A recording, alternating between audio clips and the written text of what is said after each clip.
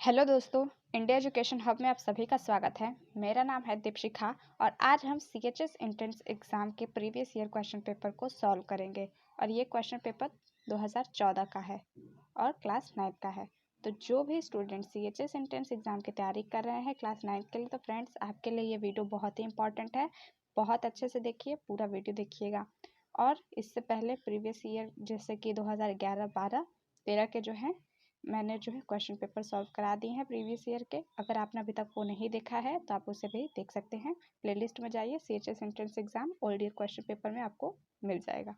आगे अगर हम बात करें, अगर आप किसी भी एंट्रेंस एग्जाम की तैयारी कर रहे हैं फ्रेंड्स, जैसे भी एंट्रेंस एग्जाम की या फिर किसी भी एंट्रेंस एग्जाम की, तो डेली प्रैक्टिस सेट हमारे चैनल पर चलाए जा रहे हैं, तो आप उन्हें ज़रूर देखिए। काफ़ी हेल्प होगी आपकी और तैयारी काफ़ी अच्छी होगी, तो चैनल को ज़रूर सब्सक्राइब कर ले। चलिए, यहाँ पर सबसे पहले इंग्लिश सेक्शन से क्वेश्चन पूछे गए हैं, तो देखते हैं किस तरह के क्वेश्चन पूछे गए हैं। सबसे पहला आर्टिकल से क्वेश्चन है, what is needed is dash United action. तो यहाँ पर जो आपका सही आर्टिकल यूज होगा वो होगा ए। ठीक है, तो ऑप्शन आपका फर्स्ट जो है करेक्ट हो जाएगा।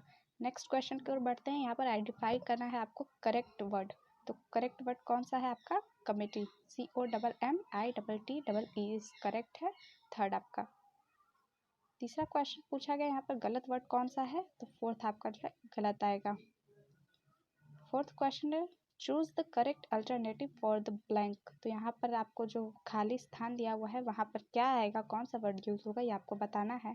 तो in this atom season trees dash there leaves. तो ट्रीज जो हैं वो शेड करती हैं, मतलब कि पत्ते जो है वो गिर जाते हैं, तो उसके लिए शेड यूज होगा। ठीक है, यहाँ पर सीजन है शरद ऋतु। Find out the correct sentence. तो देखिए, आपको इंग्लिश में ग्रामर पोर्शन आपका बहुत अच्छा होना चाहिए, जिसमें कि आपको टेंस बहुत अच्छे से आने चाहिए। उसके मतलब अगर आपको टेंस अच्छे से आता है तो आप ज़्यादातर क्वेश्चन जो है इंग्लिश में आप अच्छा मार्क्स स्कोर कर सकते हैं। तो मैं आपसे यही कहूँगी कि आप सभी टेंस को अच्छे से पढ़िए, उसमें कौन से वर्ब यूज़ होते हैं, हेल्पिंग वर्ब और टेंस में जो नियम होते हैं उन्हें आप अच्छे से पढ़िए। तो यहाँ पर दिया हुआ है find out the correct sentence. तो करेक्ट सेंटेंस आपको क्या लगता है, कौन सा होगा? इन सभी को आप अच्छे से पढ़िए और बताइए कौन सा होगा। तो देखिए 5 का जो है इसका करेक्ट हो जाएगा, हैव यू टेकन ब्रेकफास्ट। मतलब आपका फर्स्ट वाला जो है वो सही हो जाएगा। ठीक, अब यहाँ पर पूछा गया है the noun form of the word intense is.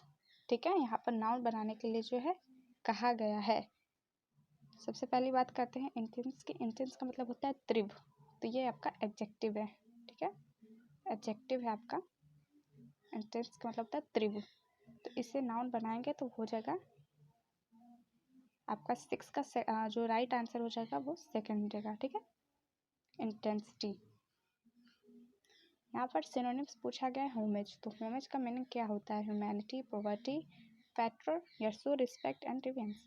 तो इसका आंसर आपका 4 सही हो जाएगा। होमेज मतलब होता है श्रद्धांजलि, श्रद्धांजलि अर्पित करना। तो इसका सही आंसर आपका 4 हो जाएगा।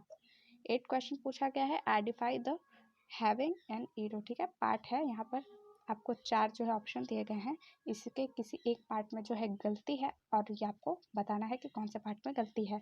तो 4 ऑप्शन दिए गए हैं और यहाँ पर जो गलत है वो है आई शैल डू इट। बिकॉज क्यों?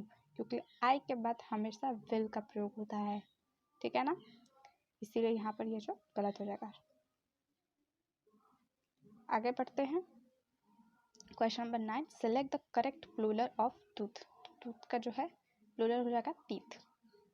यहाँ पर अंडरलाइन जो वर्ड दिया गया है सेंटेंस, इसमें आपको बताना है पार्ट्स ऑफ स्पीच। मतलब पार्ट्स ऑफ स्पीच में आपका नाउन, प्रोनाउन, वर्ब, एडजेक्टिव ये सब आते हैं। तो यहाँ पर पूछा गया है कि ये जो अंडरलाइन वर्ड है ये कौन सा वर्ब है? ट्रांजेक्टिव वर्ब, मॉडल वर्ब, इंट्रांजेक्टिव वर्ब या एक्सिलरी वर्ब। तो जैसा कि ट्रांजेक्टिव वर्ड में होता है कि इसमें आपका एक ऑब्जेक्ट रहता है। ठीक है, इसमें कंप्लीट मीनिंग रहता है, एक ऑब्जेक्ट रहता है जिससे कि हमको एक्शन का पता चलता है, तो ये ट्रांजेक्टिव वर्ब हो जाता है। इंट्रांजेक्टिव वर्ब की बात करें तो जिसमें कि ऑब्जेक्ट नहीं रहता है। ठीक है, तो इसी तरह से ही मूव्ड इन स्लीप हो जाएगा इंटेंसिव वर्ब। अगर बात करें मॉडल वर्ब की, तो मॉडल वर्ब क्या होता है आपका? तो मॉडल वर्ब उन्हें कहा जाता है जिसमें कि can, could, may, might, shall, should ये सब वाक्यों का प्रयोग होता है, ठीक है। ये सब मॉडल वर्ब आपके आते हैं, can, could, may, might, small, should. और एक्सिलरी वर्ब में आपका आ जाता है is, am, are, was, were, have, has, है ना, जिसे कि हम कहते हैं हेल्पिंग वर्ब। तो ये आपका आ जाता है एक्सिलरी वर्ब में। तो आई गैस कि आपको समझ में आ गया होगा सभी वर्ब के बारे में। और यहाँ पर ये जो अंडरलाइन क्या है, ये कौन सा वर्ब है, इंटेंसिव वर्ब, जिसमें कि एक कंप्लीट मीनिंग तो मतलब है बट कंप्लीट मीनिंग नहीं है, एक ऑब्जेक्ट नहीं है, तो इसलिए जो आपका आएगा इंटेंसिव वर्ब आ जाएगा। नेक्स्ट क्वेश्चन की ओर बढ़ते हैं। Question number 11th, fill in the blanks with alternative given below. The train has the platform an hour ago. तो यहाँ पर क्या आएगा आपका, तो यहाँ पर आ जाएगा लेफ्ट, ठीक है। 12th पूछा गया है कि antonyms of the word genuine. Genuine मतलब होता है वास्तविक, सच, ठीक है। तो इसका जो आपका एंटोनिम्स हो जाएगा वो आपका आ जाएगा बॉक्स। इसका मतलब होता है झूठा, नकली, फर्जी, ठीक है। ये आपके एंटोनिम्स है उसके। Identify the word that does not belong to the group। तो ग्रुप से बिलोंग ना करता है इसका नॉटी। नॉटी का मतलब होता है शरारती।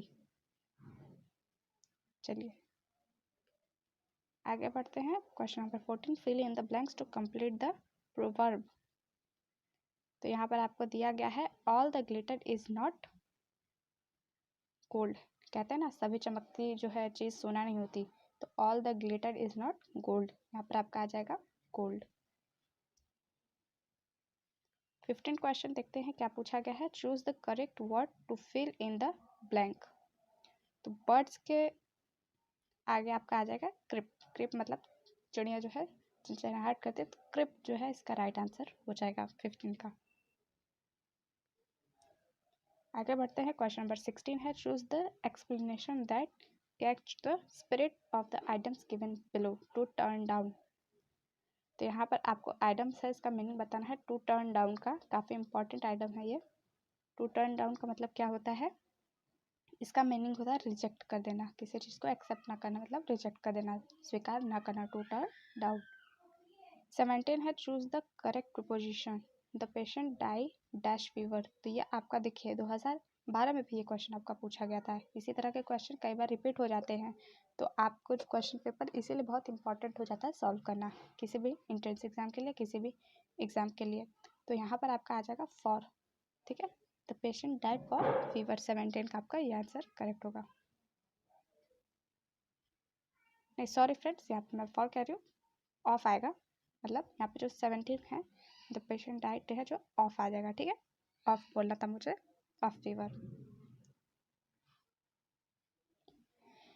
Choose the correct preposition mark which should be put in sentence as the point show by the bracket. यहाँ पर एक पूरा वाक्य लिखा हुआ है सेंटेंस, उसके आगे कौन सा आपका मार्क होगा, यूज होगा, ये आपको बताना है। तो he has written a good report, has not he, तो यहाँ पर आपका क्वेश्चन मार्क यूज होगा।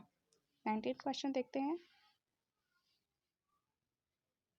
Give one word for the following expression, one who believe in God. तो जो गॉड में बिलीव करता हो उसे क्या कहते हैं, उसको हम कहते हैं आस्तिक, है ना। आस्तिक कहते हैं हिंदी में, तो एस्टिक इसका जो है राइट आंसर हो जाएगा। और नास्तिक कहते हैं एथेस्टिक। चलिए आगे देखते हैं। आगे बढ़ते हैं दोस्तों। यहाँ पर पूछा गया है पैसिव वॉइस कौन सा करेक्ट है आपका। यहाँ पर ये आपको सेंटेंस दिया गया है हु टॉच यू ग्रामर, तो इसका सही आंसर हो जाएगा by whom were taught you grammar.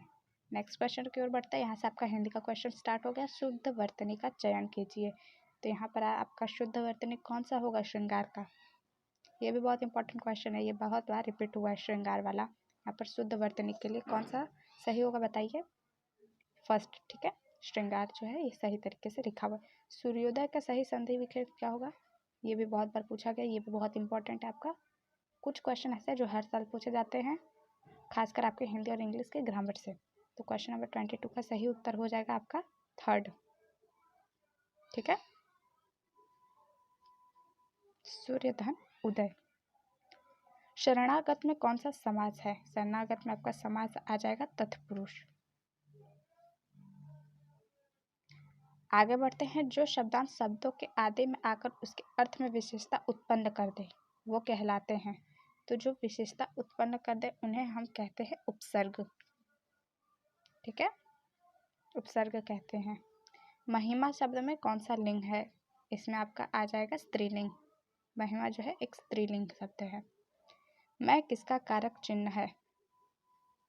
तो देखिए, आपको कारक में करण कारक, कर्ता कारक, ये सभी अच्छे से पढ़ के जाना है। यहाँ से बहुत बार क्वेश्चन पूछे जाते हैं, और बल्कि आपको प्रत्यय, उपसर्ग, संधि, कारक सभी अच्छे से रीडिंग करके पढ़ के जाना है।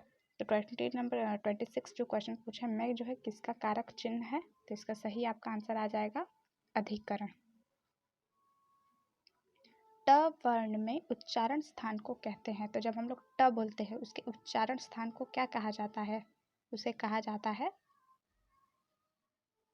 मूर्धन्य। ठीक है, जब इसको क्या कहा जाता है? मूर्धन्य। भाववाचक संज्ञा कौन सा है? क्वेश्चन नंबर 28 है। इसका आंसर आपका आ जाएगा बचपन। बचपन जो है एक भाववाचक संज्ञा है। ठीक है, पाप का पर्यायवाची नहीं है। पाप का पर्यायवाची शब्द कौन सा नहीं है?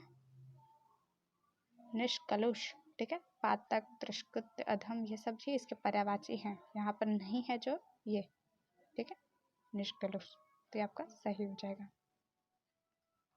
आगत का विलोम क्या होगा? आगत का विलोम हो जाएगा अनागत। जो सदा रहने वाला हो उसे क्या कहते हैं? उसे हम कहते हैं शाश्वत। ये भी बहुत इंपॉर्टेंट क्वेश्चन है। ठीक है, जो सदा रहने वाला हो उसे हम कहते हैं शाश्वत। नेक्स्ट क्वेश्चन की ओर बढ़ते हैं।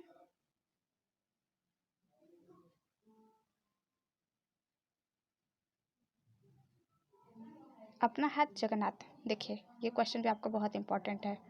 ये क्वेश्चन भी बहुत बार रिपीट हुआ है। अपना हाथ जगन्नाथ का मतलब क्या होता है? इसका मतलब होता है परिश्रम में अनंत शक्ति होती है। मतलब हमको लगातार परिश्रम करते रहना चाहिए। ठीक है, जैसे कि आपको लगातार परिश्रम करना चाहिए पढ़ने के लिए, तभी आपके अच्छे मार्क्स आएंगे, स्कोर होंगे, तभी आप अच्छी जगह पढ़ पाएंगे, काफ़ी ज़्यादा फैसिलिटी तभी आपको मिलेगी।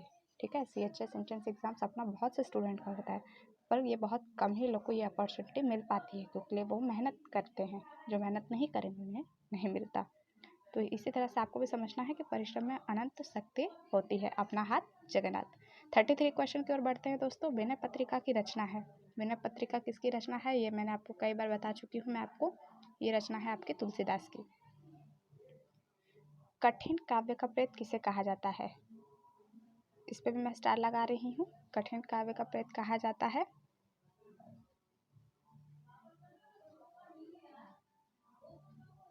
यहाँ पर आपका फोर यहाँ पर आपको पूरा नहीं दिख रहा है, चिंतामणि। ठीक है, किसे कहा जाता है? चिंतामणि को। सूर्य की भाषा का नाम। तो यहाँ ये अगले क्वेश्चन में भी ये आपका आया था। ठीक है, ये भी दोबारा रिपीट हुआ है क्वेश्चन कि सूर्य की भाषा क्या है। तो मैंने आपको बताया था। इसका सही उत्तर हो जाएगा आपका अवधि और ब्रज दोनों।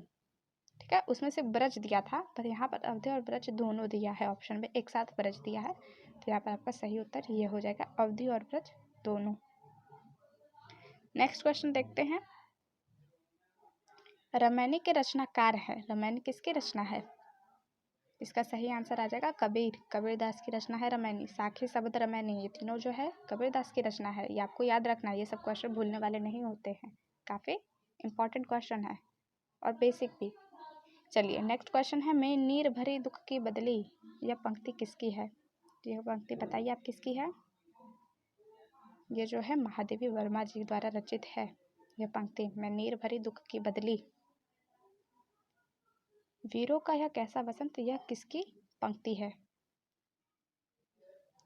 यह आपका सही आंसर आ जाएगा इसका सुभद्रा कुमारी चौहान, जिन्होंने झांसी की रानी भी लिखा है। बूंदेलो हर बोलो के मुँह सुने हमने कहानी थी। और वीरों का यह कैसा वसंत भी इनकी पंक्ति है, सुभद्रा कुमारी चौहान। 39 क्वेश्चन है। नारी तुम केवल श्रद्धा हो। ये क्वेश्चन तो आपका हर साल पूछा गया है। नारी तुम केवल श्रद्धा हो, बताइए ये किसका है? इसका सही आंसर आपका आ जाएगा मैथिली शरण, सॉरी, नारी तुम केवल श्रद्धा हो, इसका सही आंसर आ जाएगा आपका प्रसाद। ठीक है, जयशंकर प्रसाद जी का। और आज का लास्ट क्वेश्चन है। कि कथा साहित्य के सम्राट किसे कहा जाता है? कथा साहित्य का सम्राट कहा जाता है प्रेमचंद को। ठीक है दोस्तों, यहाँ मैं आपसे एक बात कहना चाहूँगी, कभी कभी ऐसा होता है पढ़ाते वक्त कोई से क्वेश्चन के आंसर बताने कुछ रहते हैं, गलती से कुछ हो जाता है। तो अगर आपको ऐसा लगे कि यहाँ पर इसका आंसर गलत होगा तो प्लीज़ आप उसे कमेंट बॉक्स में ज़रूर बताएं, उस पर सुधार मैं कर लूँगी। और लगभग मैंने यहाँ पे तो सभी राइट ही क्वेश्चन बताया है। अगर आपको लगता है कोई गलत है तो प्लीज़ कमेंट बॉक्स में ज़रूर बता दीजिएगा। धन्यवाद।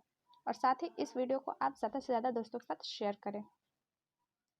और जितने आपको इम्पोर्टेंट क्वेश्चन लगते हैं कि जो आप लगता है भूल सकते हैं या बहुत इंपॉर्टेंट है, तो उसको आप अपने नोट्स में ज़रूर नोट डाउन कर लीजिए। इससे क्या होगा, आपको वो क्वेश्चन जब आप भूल जाए उसको पढ़ लीजिए, रिवाइज करिए, आपको ये हमेशा याद रहेगा। तो इस तरह से आप अपनी तैयारी को बहुत अच्छा कर सकते हैं।